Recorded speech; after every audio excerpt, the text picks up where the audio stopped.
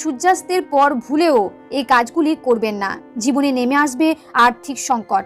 বাস্তুমতে এমন অনেক কাজ রয়েছে যেগুলি সূর্য ডোবার পর একেবারেই করা উচিত নয়। সূর্যোদয় ও সূর্যাস্ত মানে দিন ও রাতের সংযোগস্থল, তাই শাস্ত্রে এই সময়টিকে অত্যন্ত গুরুত্বপূর্ণ বলে মনে করা হয়। তাই সূর্যাস্তের পরে এমন অনেক কাজ আছে যেগুলি কখনোই করবেন না। এতে আপনার পরিবারে যেমন সুখ সমৃদ্ধি থাকবে না, তেমন আর্থিক উন্নতি করতে পারবেন না। এবার জেনে নিন সূর্যাস্তের পর কোন কাজগুলি করবেন না।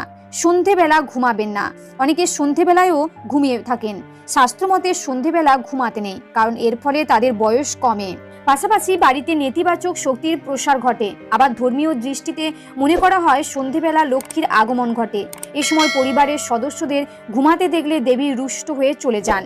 সূর্যাস্তের পর বাড়িতে ঝাঁট দিতে নেই। সূর্যাস্তের পর কখনো বাড়িতে বা উঠোনে ঝাঁট দিতে নেই, কারণ এটি আর্থিক অনটনকে স্বাগত